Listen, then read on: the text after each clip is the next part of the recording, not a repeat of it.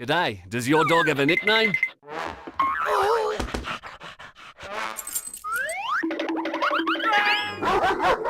If your dog's behaviour keeps you inventing new nicknames, remember this name, Barkbusters, the world's most trusted dog trainers. They'll transform your dog into a happy, obedient companion in just 2 hours in your home and provide a lifetime guarantee. Rate your dog's behaviour at barkbusters.com. Barkbusters, training dogs the Aussie way.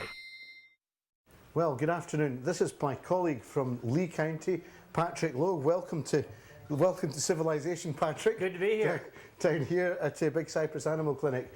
Patrick's a very experienced and accomplished dog trainer, and like myself, he has had a lot of aggressive dogs to deal with over the years.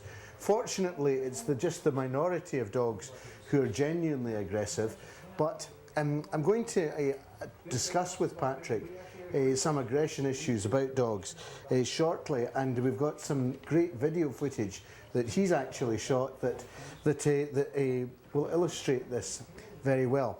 But our company actually was started in 1989 in Australia, and the reason that it was formed is all to do with canine aggression, because in those days in Australia there was one standard treatment only for canine aggression, and that was simply euthanasia.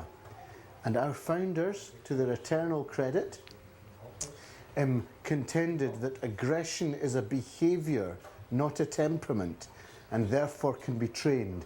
And we both know that with every so-called aggressive dog that we've ever had to deal with. Right. That's been proved many times over. That's the most important message that we would like to leave with you all, that aggression is a behaviour, not a temperament. But Patrick, would you like to tell us about this video that we're about to show? Sure. We have a couple video clips. The first one we're going to see is the client called me out. The client had 3 dogs, a Pit Bull Terrier mix, a Shar-Pei, and one of my favorite breeds, an English Bull Terrier.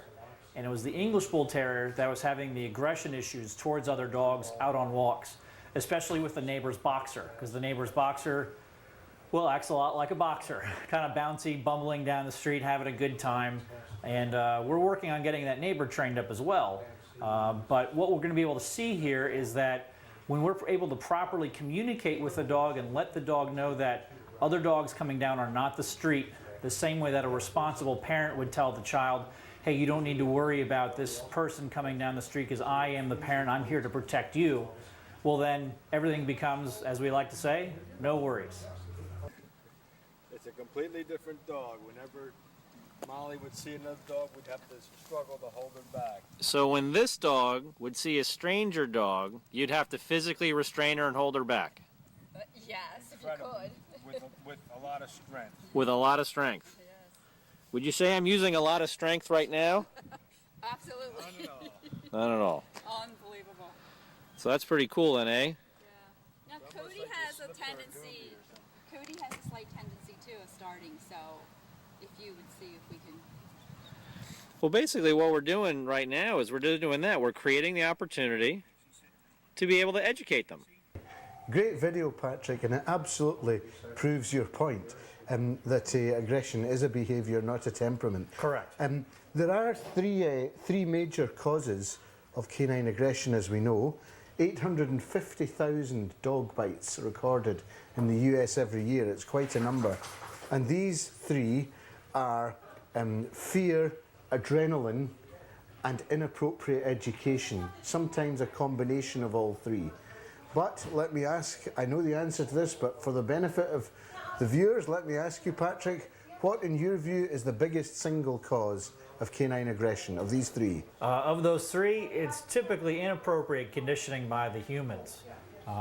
And that can lead to a lot of fear that the dog causes because it doesn't quite understand how we as humans, any number of things. We both have had clients where they use newspapers, or they grab a dog by the scruff. Again, it always gets back to improper communication. That's typically what causes the aggression. Simply put, if I were to come and attack our cameraman here right now, well, he wouldn't really like that. And as long as we can properly communicate with one another, there's no reason for us to attack each other, because we want to go along and get along and be part of a harmonious relationship. Aggression and fighting is out of the norm. And as long as we can properly communicate, we can have a great relationship.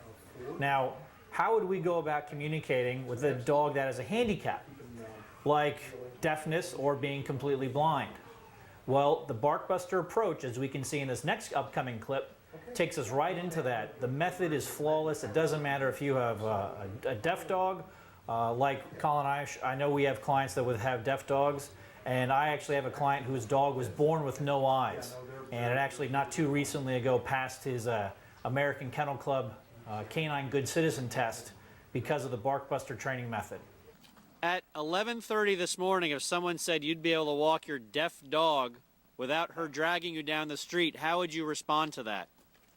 Not gonna happen. Not going to happen. But it's happening, isn't it? Yes, it is. So are you happy about this? Very. Wonderful. So if your dog's pulling you down the street, who are you going to call? Barkbusters. So again, the great part about the Barkbuster approach is that it doesn't matter if you have a dog with 4 legs, 2 legs, 1 leg, no legs. That would look really weird though. Walking on leash wouldn't be a problem at that point. But whether they're deaf or blind, the method still works the same way, because a dog who is deaf or blind doesn't know that they're deaf or blind. They just either they can't see the reaction that other dogs and other humans are presenting to them, or they can't hear those reactions and vocal tones that the humans and other dogs are presenting to them. So again, it gets back to the communication side of having a good relationship. One of the things that we always stress in order to make sure that good relationships are clearly defined is by the old adage, leaders always lead. And while there are some trainers out there that disagree with, I think the term they might use is dominance theory and all that, how leaders, you can be a leader and not lead. Well, I would respectfully defer to the fine folks at NASCAR to determine if leaders in fact lead, because no one really cares who comes in second place, especially the sponsors. So we're always looking to see who's leading, who's the winner here. That's why we keep score in games, etc. This last final video clip, a very interesting case and a very common case, and I know Colin will agree with me on this, is that a lot of times owners have these monstrous retractable leads, and that alone, because the dog is leading, can lead to behavioral issues. And I know, Colin, you have a lot of experience with this. Yeah, exactly, and we'll see the video in a moment, but my wife and I, and my wife's also a qualified dog behavioural therapist, she and I are often driving around Collier County, and we see typically a lady out with her dog and way out in front in the retractable leash. Now when we see that, we know 2 things. Number 1, we know who's in charge in the house, and it's not the owner. And number 2, we can tell you not only that, but we can also tell you where the dog sits in the house. And the dog sits on the top of the cushions on the back of the sofa, so the dog is above the owner and just surveys her kingdom, her realm, right? Because she is in charge, because of this. And actually, these retractable leashes, aside from, in our view, being dangerous, they do actually, and can lead to some severe injuries, they definitely are a major cause of canine misbehaviour. So, the name of the company is Barkbusters. Let's take a look at this video where barking was the main issue. If Rainey normally saw another dog, how would Rainey normally be acting? Barking quite a bit, trying to get loose.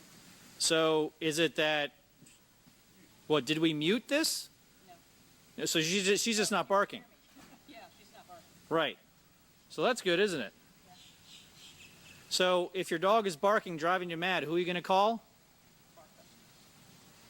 All right, well, great. So we had 3 great videos, and first of all, we got to thank Dr. Randall for this time. Absolutely. So thanks, Doc.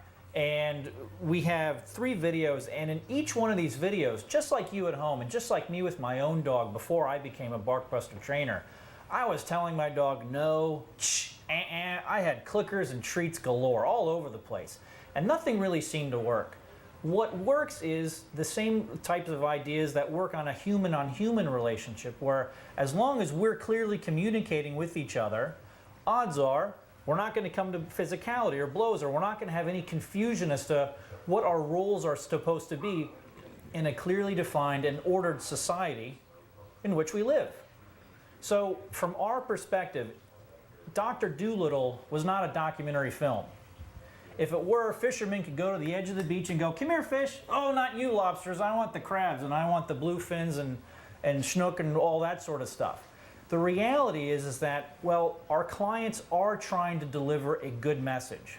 Basically, the message of no, don't do that. From our perspective, it's the language that they're using. That's where they're getting stuck on, and that's where Barkbusters can really help out. Absolutely, Patrick.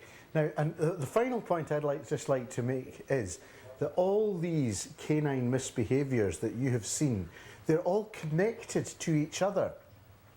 The barking, the pulling on the leash, challenging other dogs, they're all connected to each other. And unless and until you get the relationship and the communication, as Patrick pointed out, between the owner, the leader, and the dog sorted out, nothing will improve. Conversely, once you do get that sorted out and a proper communication channel opened, the dog understands you a lot better, you understand your dog a lot better, and actually the whole training experience becomes fun for the owner and fun for the dog as everyone progresses together.